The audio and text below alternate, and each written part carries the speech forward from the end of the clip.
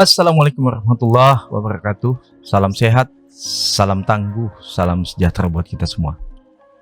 Bapak Ibu, teman-teman sekalian, alhamdulillah jumpa lagi dengan saya Pak Muhammad dalam acara ngeteh ngobrol tentang teknologi dengan Pak Mu. Kali ini saya didampingi oleh salah satu mahasiswa aktif yang sudah lulus kuliah. Kenapa saya bilang mahasiswa aktif sudah lulus kuliah? Karena dia ini masih aktif sebagai ketua BEM, tapi beberapa bulan lalu sudah lulus kuliah dan insya Allah dalam waktu dekat akan menanggalkan jabatannya sebagai ketua BEM.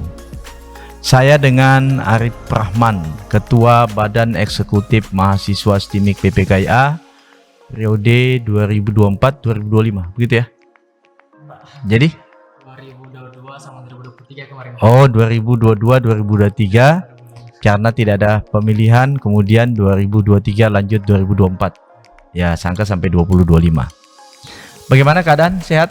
Alhamdulillah Pak, sehat. Sehat. Puasa ya? Puasa. Puasa. Kita santai aja nih kan? Santai. Ya, santai. Teman-teman sekalian, selain di BLM, kita itu ada namanya BEM, Badan Eksekutif Mahasiswa. Dulu di STIMIK PPKIA namanya Presma, Presiden Mahasiswa. Apa sih BEM itu? Apa tugasnya? Apa fungsinya? Sejauh mana ia bermanfaat buat mahasiswa? Sejauh mana ia membantu kampus ini ke depan? Kita simak penjelasan Ketua BEM kita yang ganteng satu ini. Saya panggil apa ya? Saya panggil Mas saja kali ya. Oh iya, silakan Mas Arif, karena sudah lulus kuliah kan, sudah Eskom sesungguhnya beliau nih. Apa sih BEM ini? BEM itu Pak merupakan singkatan dari Badan Eksekutif Ya. Mahasiswa. BEM sendiri adalah organisasi tertinggi di kampus. Ya. Setelah UKM. Setelah UKM, di bawah, di atasnya UKM. Ya, dan Ya. Kalau peran fungsinya itu macam-macam Pak. Kalau tertulis dalam ADRT ada 8 fungsinya. Ada 8 fungsinya. Ya sudah, enggak usah 8 lah. 3 aja lah, 3 yang paling pokok, yang paling bersentuhan dengan mahasiswa. Yang pertama Pak, selalu menaungi UKM harusnya. Menaungi UKM. UKM itu teman-teman unit kegiatan mahasiswa. Dan yang kedua itu selalu itu kalau di internal Pak. Kalau di luar juga kita juga ada ketemu antara BEM Indonesia. Juga dijangkau dari BEM. Terus yang ketiga untuk seluruh mahasiswa itu tugas kami memantau semua tugas mereka masing-masing. Tugas yang macam aktifannya lah. Keaktifannya sebagai mahasiswa. Oke. Ini yang ngomong ini ketua BEM-nya langsung. Tapi kita mau tanya dulu, sesungguhnya beliau ini prodi ESI apa TI? TI saya. Oh, TI. Aduh, kita akan diskusi banyak nanti tentang TI. Apalagi ini anak TI, ternyata anak TI itu kan TI di STIMIK PPK itu kan identik dengan robotik. Alat-alat gitu ya, supaya tidak menjadi sesuatu yang menakutkan buat kita semua ya. Oke. Sebelum kita kupas itu, kita bahas lagi yang lain. Kemudian tadi nyinggung masalah UKM. Ada berapa sih UKM di STIMIK PPKIA? Ada 7 Pak. 7 ini aktif semua. Untuk sekarang yang aktif ini masih sedikit Pak. Sedikit ya. Tapi kedepannya mungkin beberapa saat lagi semua nanti. Aktif, menunggu nanti teman-teman anak maba masuk dan bisa aktif di dalamnya. Apa aja yang 7 nih? Pertama ada UKM Bineri. Oh ya, apa tugasnya? Apa bidang apa ini UKM? UKM Bineri ini berfungsi untuk kayak menaungi macam ya, soal dia tuh macam apa ya? Mahasiswa, mahasiswa coding. Ya coding. Mahasiswa coding nih teman-teman maksudnya. Terus yang kedua ada UKM olahraga. Ah, Yang menaungi segala olahraga yang ada di kampus. yang ada semua. Ada renang ada nggak? Memang belum ada. Oh, belum ada. Nunggu teman-teman maba masuk nanti kita buat klub renang PPKIA gitu ya. Oke, siap. Terus yang ketiga ada UKM Seni Budaya. Seni budaya. Dia menaungi segala hal yang tentang berkaitan dengan seni budaya. Seni budaya, oke. Saya tanggapi dulu UKM USB. Kalau tidak salah UKM USB ini belum lama ini dapat prestasi tingkat nasional ya. Pertarakan Pak sama ya nasional juga dapat. Nasional ya, kemarin ikut lomba ya. Wah, luar biasa ini BEM STIMIK PPKIA ternyata bisa membina UKM-nya, yang UKM-nya itu membawa nama STIMIK, membawa nama kota Tarakan, membawa nama provinsi di level nasional. Lanjut, UKM apa lagi? Terus ada UKM FPMI. FPMI, FPMI. tentang untuk yang menaungi mahasiswa Islam. Mahasiswa Islam. Apa tahu nggak kegiatannya nih apa aja nih?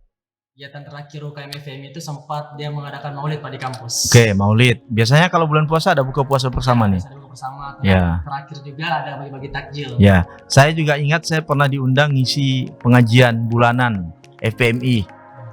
Di musola itu ya. Ini kayaknya perlu diaktifkan lagi nih supaya menambah keimanan dan ketakwaan mahasiswa STIMIK PPKI kepada Allah Subhanahu wa taala, Tuhan yang Maha Esa. Apa UKM apa lagi? Terus ada Mapala. Mapala ini Pencinta alam. pencinta alam nih. Ini UKM yang paling aktif nih Pak. Paling aktif. Dan saya ingin meyakinkan supaya anak Mapala itu betul-betul cinta alam. Salah satu bentuk cinta pada alam adalah tidak membuang sampah pada tempatnya dan tidak merokok di tempat umum. Lanjut, UKM apa lagi? Terus yang keenam ada UKM KS ya Pak. Ini apa nih? Apa tugasnya nih? Kalau misalkan gambaran sederhananya itu waktu di SMA itu ada namanya PMR. PMR, ya. Jadi mereka tuh mengalami segala hal tentang kesehatan. Teman-teman sekalian, tadi malam itu ada musibah, bencana, kebakaran dan ada yang meninggal dunia. Semoga yang meninggal dunia itu husnul khotimah. Kenapa sih sampaikan itu? Nah, disitulah salah satu perannya UKM yang tadi itu. Kenapa? Teman-teman UKM tadi malam hadir di lokasi musibah bencana dan membantu teman-teman yang lain. Yang beberapa malam lalu ada pawai beduk. Ada teman-teman UKM KSR STIMIK PPKIA turun sebagai tenaga medis membantu dan mencegah kemungkinan yang terjadi terkait dengan kesehatan bagi peserta pawai beduk. Itu hebatnya tuh UKM tuh ya, aktif sampai kemana-mana. Bahkan UKM kita ini pernah terpilih sebagai UKM KSR terbaik seprovinsi di tingkat PMI pusat. Dapat sertifikat yang ditandatangani oleh Ketua Umum PMI Bapak Dr. Andes Muhammad Yusuf Kala. Mantap kan UKM kita. Oke. UKM masih ada UKM yang belum disebut? Ada satu lagi Pak. Apa itu? KBMK. Ini menaungi teman-teman yang Kristen, Katolik maupun Protestan. Kegiatannya apa aja? Kegiatan kalau tahun lalu itu sempat ingin mengadakan Pak Natal bersama. Natal. Karena memang faktor kalau orang Natal itu rata-rata banyak yang berangkat. Ya. Keluarga masing-masing akhirnya tidak jadi dilaksanakan. Semoga tahun 2024 bisa dilaksanakan ya. Di penghujung tahun pas momennya selesai pelaksanaan pilkada. Kita nanti ada pilkada serentak tuh di bulan 11. Teman-teman sekalian, ternyata ketua BEM kita ini mahasiswa TI. Ini angkatan berapa ya? Angkatan 20 Pak. Angkatan 20. Dan dia lulus di tahun 2024. Hitungan saya, beliau ini kuliah hanya 3,5 tahun. Bahwa sesungguhnya anak TI, Teknik Informatika di STIMIK PPKIA bisa menyelesaikan studinya hanya dalam waktu 3,5 tahun. Loh, Ketua BEM membuktikan. Apa pengalaman Anda jadi mahasiswa TI? Katanya kan anak TI itu susah, mata kuliahnya susah, praktek lah, alat lah, apa gimana? Bagi pengalaman dulu dengan teman-teman yang lain. Kalau pengalaman dari awal Pak, emang sempat juga semua orang bakal mengalami itu kesusahan, terutama itu awalnya latar belakang itu jurusan saya SMK pemasaran Pak. Waduh, SMK 1 ya? SMK 1. Iya, barang nyambung sama teknik informatika ini, cuman saya paksakan kalau misalkan itu bisa mulai dari awal belajar itu elektro. Itu sudah itu elektro ya, karena memang karena masuknya ke interfacing nanti ke alat, maka harus belajar elektro gitu ya. Betul. Ya. Semester 1 ya? Semester 1. Selanjutnya semester selanjutnya? Semester selanjutnya itu enak, sudah pembawaan pembelajarannya. Iya. Depannya itu enak. Betul lah sudah. Enak ya? Nyambung. Apa yang bikin nyambung tadi tuh? Yang bikin enak tadi tuh? Kayak kita makan martabak aja enak gitu rasanya kan. Apa sih yang bikin enak tadi tuh nyambung gitu kan? Kalau kan banyak indikator tuh, apa yang menyebabkan? Mata kuliahnya kah? Dosennya kah? Fasilitasnya kah? Kalau saya indikator pertama itu biar diri sendiri dulu. Iya. Merasa nyaman kah? Ya nyaman, ya betul. Karena mau sampai kapan pun mengeluh tuh nggak bakal masuk pelajarannya. Dan yang kedua memang faktor fasilitas yang di kampus juga itu banyak lah saya dapat. Awalnya tuh saya nggak punya laptop pertama juga Pak. Tapi dari kampus selalu menyediakan yang namanya lab bebas. Dari situ bisa belajar. Makanya pelan-pelan mulai terima lagi pelajaran TI itu. Jadi Bapak Ibu teman-teman sekalian, di STIMIK PPKIA itu ada namanya lab bebas. Ya, lab bebas itu adalah penggunaan lab oleh semua mahasiswa di luar jam kuliah aktif.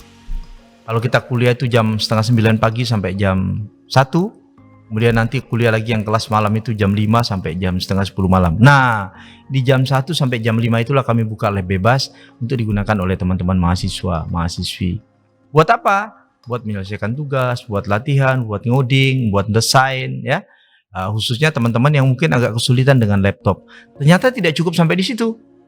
Kita juga mendampingi teman-teman lab bebas dengan asisten lab. Oke, kita kembali ke mata kuliah nih, TI, prodi TI. Mata kuliah apa yang paling susah selama di TI? Sama di TI mata kuliah yang paling susah itu Pak, menurut saya IoT. IoT ya? Yes.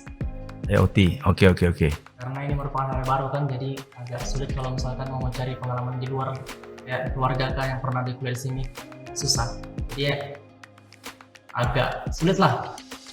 Dari situ saya belajarnya dari dosen langsung, dari aslab juga, dan terakhir dari internet, dan semua fasilitas itu saya dapatkan di kampus. Oh, luar biasa. Teman-teman sekalian, ini anak SMK 1 ya, anak pemasaran masuk TI. Ternyata selesai kuliahnya 3,5 tahun. Kuncinya jangan banyak mengeluh yang beliau bilang tadi. Oke. Tadi kita udah bahas tuh apa dukanya nih jadi anak TI? Dukanya Pak. Kalau dukanya, saya boleh merangkul dari teman-teman yang lain. Boleh, enggak apa-apa, kan pasti ada suka dan duka kan. Kalau bertanya suka udah biasa gitu. Saya mau tanya, ini dukanya jadi anak TI apa gitu kan? Duka dari anak TI itu Pak, terutama di skripsi Pak. Skripsi ya. Nah, skripsi ini kan harus membuat sebuah proyek yang itu alat, perangkat Pak. Perangkat, betul. Jadi otomatis mau nggak mau uang itu harus keluar untuk membuat Nah, biaya. Jadi mulai saat ini nabung. Tapi juga kemarin karena kalau misalkan pembelajaran masih itu fasilitas sama kampus juga untuk belajar. Tapi kalau buat alat sendiri, ya namanya skripsi sendiri harus jalan sendiri lah. Ya. Pengalaman saya, kunci skripsi itu cuma satu. Kunci suksesnya, jangan malu. Jangan malu bertanya kalau enggak tahu. Jangan malu minjam alat kalau enggak punya. Iya kan? Iya, itu yang jadi masalah itu kan, malu akibatnya galau, gundah gulana, nggak bisa menyelesaikan apa-apa gitu kan. Nah gitu, jangan malu bertanya kepada kakak tingkat yang sudah alumni ya, jangan malu banyak membaca. Dan ini banyak membaca, enggak bisa, harus banyak membaca supaya kita bisa mengakomodasi semua bahan-bahan skripsi kita itu tadi. Oke, selanjutnya apa harapannya nih buat adik-adik tingkat nih supaya bisa jadi panutan, jadi contoh. Ini loh, ada aktivis kampus, ketua BEM dengan segala kesibukannya dan saya tahu nih beliau punya usaha nih ya, pedagang juga beliau nih ya. Dengan kesibukannya sebagai pedagang, sebagai ketua BEM, kemudian dia kuliah tapi bisa selesai 3,5 tahun gitu. Apa yang ingin disampaikan kepada adik-adik tingkat sebagai motivasi ini? Harapannya Pak buat adik-adik, sama juga yang di awal tadi, kurangi mengeluh. Dan harapan ke depannya juga, kita semua tuh sama-sama punya niat yang baik, cuman kadang komunikasinya kurang. Komunikasi. Salah satu penyebabnya adalah kita terlalu banyak berkomunikasi di media sosial. Ya, sehingga komunikasi langsung person to person, face to face tidak dilakukan. Akibatnya tidak maksimal dalam kita menyelesaikan skripsi kita itu gitu. Oke. Ini kan kita dihadapkan pada fenomena generasi X, Z, katanya begitu kan, generasi Y, segala macam lah itu. Bagaimana Anda melihat tantangan dunia IT ke depan dengan generasi yang seperti ini? Adalah tantangan pertama tuh Pak, karena di media sosial yang betul diakses. Iya. Jadi kebanyakan mahasiswa dan orang-orang di rata-rata itu menerima informasi itu mentah-mentah. Nah, cocok itu dia. sama dirinya, berarti itulah sudah dia. Iya. Harusnya nggak selemah itulah. Harusnya mereka tuh bisa jadi diri mereka sendiri. Boleh, nggak ada salahnya mengutip sebuah kutipan foto segala macam. Tapi saring dulu itu. Nah, itu. Jangan diterima mentah-mentah. Jangan dimakan mentah-mentah teman-teman sekalian. Jadi kalau kita dikasih makanan itu, jangan langsung dimakan, dicek dulu. Ini expired apa enggak makanannya. Ya, tanggal berapa produksinya, tanggal berapa batas konsumsinya. Begitulah kalau kita dikasih informasi, dibaca dulu judulnya, dibaca dulu isinya. Apalagi kalau anak IT, dicek dulu ini hoax apa enggak, ya kan gitu kan.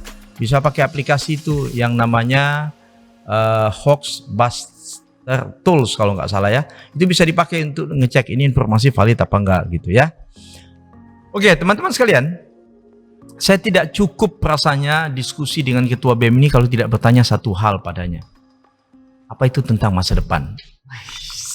Apa nih cita-citanya nih setelah lulus, sudah punya pengalaman jadi ketua BEM, sudah kuliah 3,5 tahun, sudah mendapatkan segala macam ilmu tentang IT yang tidak pernah didapatkan di SMK dulu, karena SMK 1 bidangnya adalah bisnis dan pemasaran. Kemudian lulus kuliah nih, apa nih impiannya ke depan nih? Mau apa? Jadi cita-citanya mau jadi apa nih? Mau jadi anggota legislatif, mau di eksekutif, atau mau jadi pengusaha nih?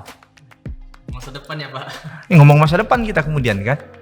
Kalau saya masa depan, saya pikiran untuk sekarang tuh Pak kan berubah-ubah. Tapi Ya betul ya. Saya pikiran tuh pengen jadi pengusaha Pak. Pengusaha. Jadi bisa juga buat berbanyak orang lah ceritanya. Ya. Biar bergantung.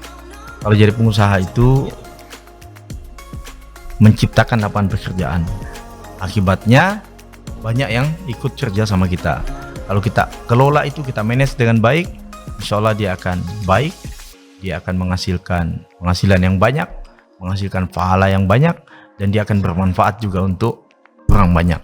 Seperti itu.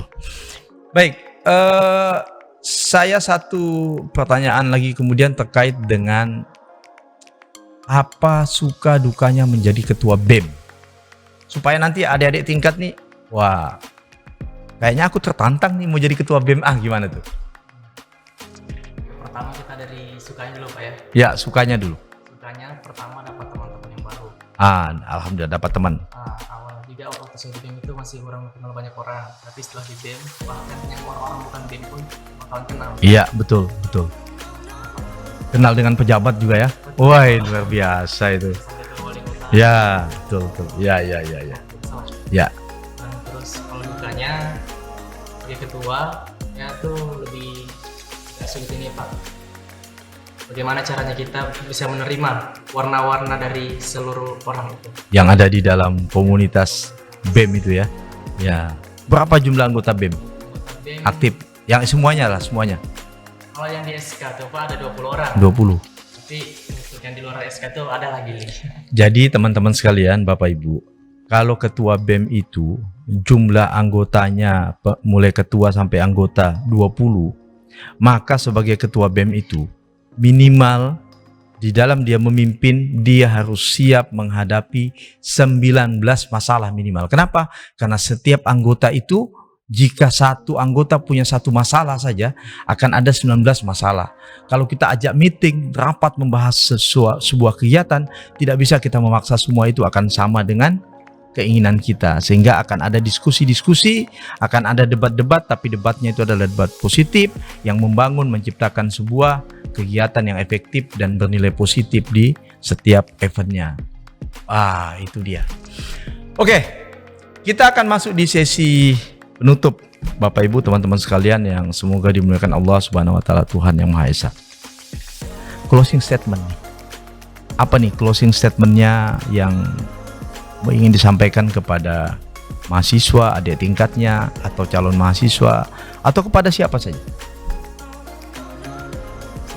Saya ini berdasarkan dari pengalaman pribadi juga. Untuk kedepannya kita semua tuh punya niat yang baik, sama-sama punya niat yang baik, tapi terhalang aja kadang yang namanya komunikasi. Jadi untuk kedepannya baik itu dari mahasiswa ataupun maba ataupun calon mahasiswa, janganlah sering diam-diam diri, jangan sering dipendam juga sesuatu. Cobalah untuk sedikit-sedikit ungkapkan pelan-pelan, dan nanti kalian bakal ketemu juga jalannya. Apa nih? Jalan bersama tuh. Iya. Sebelum saya tutup, ada satu permintaan saya dan wajib dipenuhi oleh dia. Boleh nggak sebutkan nomor handphone Anda? Siapa tahu ada adik tingkatnya atau calon maba ingin bertanya tentang pengalaman jadi ketua BEM, tentang pengalaman sebagai mahasiswa TI. Ya, ini nomor HP saya. Kayak gitu kan. Sebut aja, Pak. Iya, sebut aja. Nomor HP saya bisa di-save 0857 3102 3400. Oke. Itu Bapak Ibu, teman-teman sekalian, siapa tahu Bapak Ibu yang menyaksikan podcast ini kemudian ingin bertanya sesuatu hal kepada ketua BEM aktif kita yang tidak lama lagi akan mangkat juga ini dan akan melanjutkan perjuangan dan cita-citanya untuk menggapai impiannya sebagai pengusaha sukses di kota ini, ya, bahkan nanti sampai level nasional mengalahkan pengusaha-pengusaha yang sudah ada di Indonesia.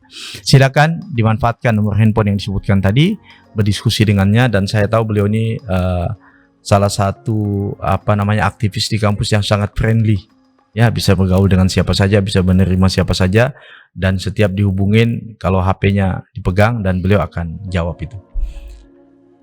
Itu diskusi kita pada kesempatan ini. Ya, Bapak Ibu, teman-teman sekalian, demikian diskusi kami di podcast kali ini dalam acara Ngeteh ngobrol tentang teknologi dengan Pak Mu, dengan saya Pak Muhammad sebagai salah satu dosen tetap di STIMIK PPKIA. Semoga diskusi kami ini membawa manfaat buat kami, buat Bapak Ibu, teman-teman sekalian, generasi milenial, generasi X, generasi Y, atau siapapun itu yang menyaksikan podcast ini. Dan tentunya adalah semata-mata kami lakukan ini adalah untuk kemajuan SDM dan dunia pendidikan di provinsi yang kita cintai, dan semoga mendapat ridho Allah Subhanahu wa taala, Tuhan Yang Maha Esa. Sekian, terima kasih. Wassalamualaikum warahmatullahi wabarakatuh. Salam komando dengan Ketua BEM.